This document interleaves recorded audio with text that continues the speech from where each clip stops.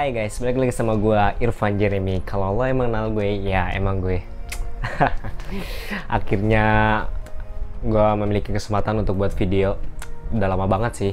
Oke, jadi pada video ini gue mau membuat video tentang sedikit membahas mengenai PON Pencaksilat tahun 2021 yang diadakan di Papua pada cabang olahraga pencaksilat. Alright, gue tahu gue ini bukan siapa-siapa dan belum menjadi apa-apa. Tetapi gue ingin sedikit membahas mengenai tentang PON Pencaksilat dan yang menurut gue ini sangat memotivasi bagi kita-kita nih, seorang atlet yang ingin menuju ke sana. Oh ya, kemungkinan gue nggak akan upload video-video siaran ulang atau tayangan ulang yang udah disiarin oleh official PON. Ya, karena riskan aja terkena copyright dan berdampak buruk untuk channel gue ke depannya nanti. Takutnya malah di take down sama pemilik videonya atau pemilik live-nya. Kalian tahu nggak apa tujuan gue mau ngebuat video ini? Yaps, gue sedikit mau membahas mengenai mental atlet. Terutama pada atlet TGR pada PON Pencaksilat kemarin. Kira-kira apa ya? Mengenai kejanggalan nilai pada ganda putra dan ganda putri? Bisa jadi sih, cuma bukan itu poinnya. Mungkin kalau kalian udah tahu apa yang gue maksud. Yaps, pasangan ganda putra Oki Oktavian dan Zainuddin. Dari mana? Dari Jawa Barat. Jabar Kahiji. Oke, kita simak pada video ini ya. Kita lihat bareng-bareng.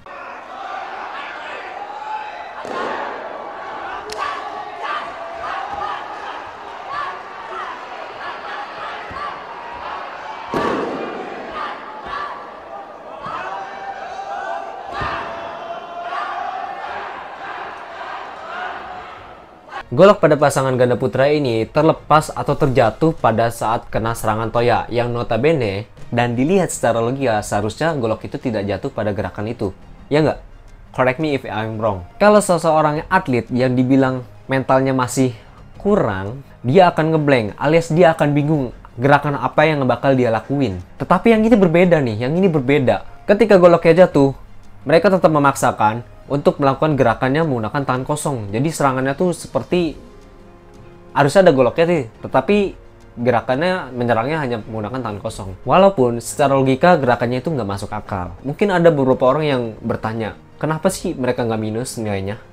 Oke, jadi gue akan bahas sedikit. Sebenarnya pasti bakal ada pengurangan nilainya, tetapi bukan sebagai pelanggaran, melainkan ada sedikit pengurangan dari nilai kualitas teknik serang bela, karena itu menyangkut dari kekayaan jurus dan logika. Dan yang menyebabkan tidak berkurang juga masih sesuai dengan deskripsi yang disampaikan oleh pelatih dan diumumkan oleh ketua pertandingan. Seumpamanya nih ya, kalau misalkan mereka mengambil golok itu, ya jadinya malah minus dan malah semakin jauh dan kemungkinan malah tidak jadi juara. Ini sama halnya terjadi pada saat pra-PON Pencaksilat, yaitu tunggal putra Banten, yaitu Bang Irawan.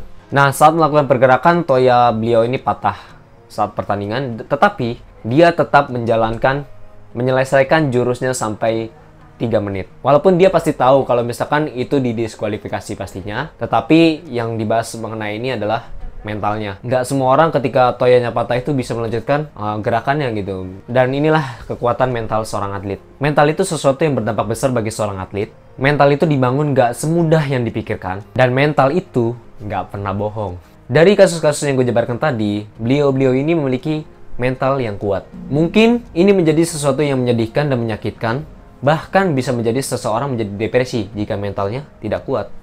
Mungkin itu aja sih yang mau gue sampaikan pada video ini. Penting gak penting sih, tapi bagi gue penting sih menurut gue. Dan ya ini yang mau gue share tentang mengenai pertandingan PON ke-20 di Papua kemarin. Dan yang mana gue sempat juga berpikir mengenai pertandingan ganda putra Jabar kemarin, sampai gue bilang ke teman gue gini, gila ya, ganda putra Jabar kuat banget mentalnya, bisa nyesain gerakannya padahal goloknya jatuh begitu. Intinya nih ya, jadikan contoh siapapun itu, karena siapapun bisa jadi motivator untuk diri kita sendiri, bahkan tanpa mereka berkata sepatah kata pun.